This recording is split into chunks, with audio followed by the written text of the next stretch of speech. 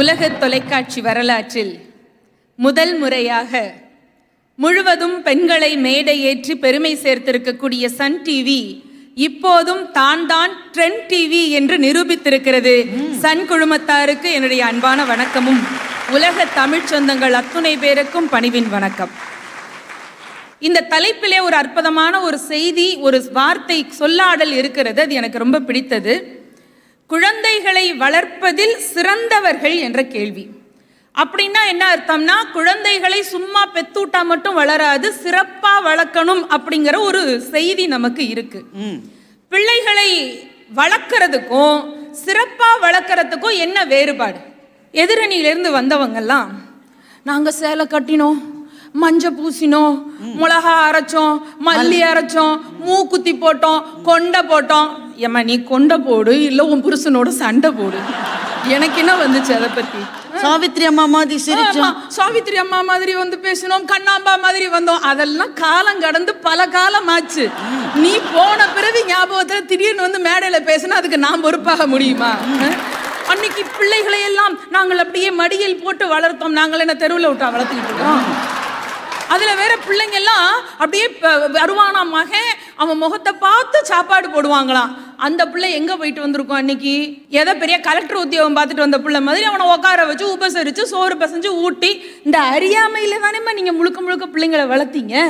ஆனா இன்னைக்கு எங்க பையன் எந்த நேரம் எங்க இருப்பான், எங்க இருக்கணும், கிளாஸுக்குள்ள என்டர் ஆயிட்டானா ஆவலையா, லாகின் பண்ணிட்டானா பண்ணலையா, ஒழுங்கா கிளாஸ் அட்டன் பண்றானா, கிளாஸ் அட்டன் பண்ணும் போதே வேற வெப்சைட்ல போய் எதையோ பார்த்துக்கிட்டு இருக்கிறானா, ஃபேஸ்புக்ல சாட் பண்றானா, இன்ஸ்டாவில் போஸ்ட் போடுறானான்னு பிள்ளை எங்க இருந்தாலும் அவனை கண்காணிச்சுக்கிட்டு நாங்க வளர்த்துக்கிட்டு இருக்கிறோம். உங்களுக்கு தெரியுமா? அதெல்லாம் பாகிஸ்தானுக்கு உங்களையே ஸ்பையை அனுப்பிச்சிருக்கலாம் போல இருக்காங்க. அதுல வேற வந்ததுல இருந்து நீங்க எல்லாரும் தலைமுடியை பராமரிக்கிறீர்களா, தலைமுடியை உங்களுக்கு அந்த காலத்துல தெரிஞ்ச ஒண்ணே ஒண்ணு என்ன? ஒண்ணு சீயக்காவை அரைப்பீங்க, இல்லைன்னா வேப்பங்குழுந்து அரைச்சு தலையில பூசுவீங்க, அவ்வளவுதானே உங்களுக்கு தெரியும். ஆனா இப்ப எனக்கு பிறந்த பெம்பளை பிள்ளைக்கு தலை ட்ரை ஸ்கேல்பா இருக்கா, ஆயிலி ஸ்கேல்பா இருக்கா, மீடியம் ஸ்கேல்பா இருக்கான்னு பார்த்து அதுக்கு ஏத்த ஷாம்பூ, கண்டிஷனர், பேக் போட்டு நான் வளர்த்துக்கிட்டு இருக்கிறேங்க என் பிள்ளைய. இத மாதிரி ஏதாவது ஒரு விழிப்புணர்வு உங்களுக்கு உண்டா? என்னைக்காச்சும் பக்கத்து வீட்டக்கா எதையெல்லாம் ஆட்டோரல்ல போட்டு அரைக்குதோ அதை பார்த்து நீங்க அரைச்சு பிள்ளைக்கு பூசிக்கிட்டு இருந்த காலம் தான் உங்க காலம். ஏதாவது ஒரு விழிப்புணர்வு உண்டா?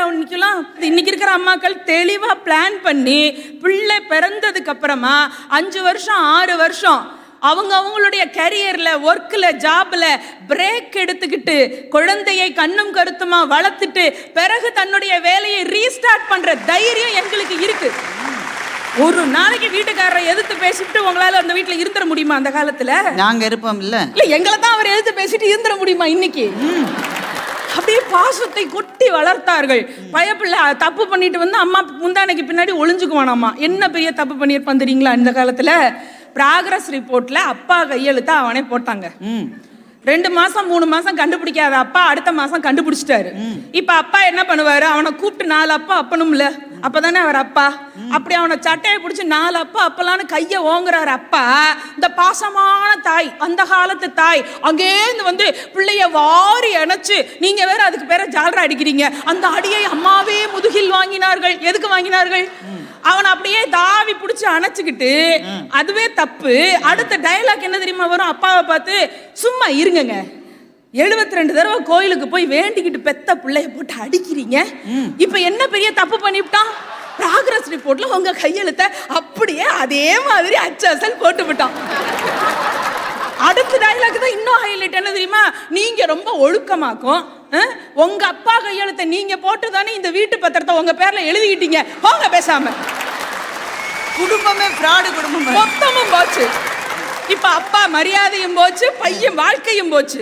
என்ன புள்ள வளர்த்தீங்க நீங்க? இல்ல புள்ள வளர்த்தோம் 13 பிள்ளைய பெத்துட்டா மட்டும் போதுமா? ஒத்த புள்ள பெத்தாலும் சிங்க குட்டி மாதிரி வளர்க்கறது இன்னைக்கு நாங்க தானேங்க. உங்களுக்கு பிரியாணி தெரியும்ல நடுவர் அவர்களே? பிரியாணி சாப்பிடுற பிரியாணி, சாப்பிடுற பிரியாணியில எத்தனை பிரியாணி தெரியும்? அசைவம்னா ஒரு 2-3, சைவத்துல அதுவும் கிடையாது, 1-2 தான். ஆனா இன்றைய அம்மாக்களாகிய நாங்க எத்தனை பிரியாணி பண்றோம் தெரியுமா? உங்களுக்கு வீட்டுல எத்தனை தெரியுமா? பிள்ளைங்களுக்காக pink biryani, orange biryani, green biryani, white biryani, yellow biryani, black biryani. என்ன தெரியுமா? பிங்க் பிரியாணினா பீட்ரூட் சாதம், ஆரஞ்சு பிரியாணினா கேரட் சாதம், கிரீன் பிரியாணினா கீரை சாதம், ஏம்மா? ஒயிட் பிரியாணினா தேங்காய் சாதம், எல்லோ பிரியாணினா எலுமிச்சம்பழ சாதம், பிளாக் பிரியாணினா மிளகு பொடி சாதம். இத்தனையும் செஞ்சு கண்டுபிடிச்சு பேர் வச்சு பிள்ளைய சாப்பிட வச்சுக்கிட்டு இருக்கிறோம். வெறும் பீஸாவும் பர்கருமா தான் நாங்க கொடுக்குறோமா? பேர் வச்சிங்களே, சோறு வச்சிங்களே. நடுவர்களே, உங்களுக்கு இப்ப தெரியல, நாங்கெல்லாம் இப்ப சோறு வச்சதுக்கு அப்புறம் தான் அதுக்கு பேரே வைக்கிறோம். பாவம் உங்க வீட்டுக்காரர், அந்த தியாகி எங்க இருந்தாலும் வாழ்க. கண் விழிச்சு பிள்ளைய வளர்க்கறது பெருசு இல்ல, விழிப்புணர்வோட பிள்ளைய வளர்க்கணும். நேசத்தை கொட்டி வளர்க்கறது பெருசு கிடையாது, நெஜத்தை சொல்லி பிள்ளைய வளர்க்க கத்துக்கணும். பாசமா வளர்க்கறது பெருசு கிடையாது, இன்னைக்கு சூழல்ல பிள்ளைய பாதுகாப்பா வளர்க்கறது தான் ரொம்ப முக்கியம். நாங்கள் தியாகம் செய்து வளர்க்கிறோம் என்று சொல்லுவது பெரிது கிடையாது, பிள்ளையை தைரியத்தோடு வளர்ப்பது தான் இன்னைக்கு ரொம்ப முக்கியமாக இருக்கிறது. அப்படி எல்லா விதமான உணர்வுகளோடு அத்தனை பாதுகாப்பையும் உலகத்தை பற்றிய தெளிவான பார்வையையும் பிள்ளைக்கு கொடுத்து வளர்ப்பதிலே, பிள்ளைகளை வளர்க்கும் அந்த கலையிலே சிறந்து விளங்குபவர்கள் இன்றைய தாய்மார்களாகிய நாங்களே என்று சொல்லி விடைபெறுகிறேன். நன்றி, வணக்கம்.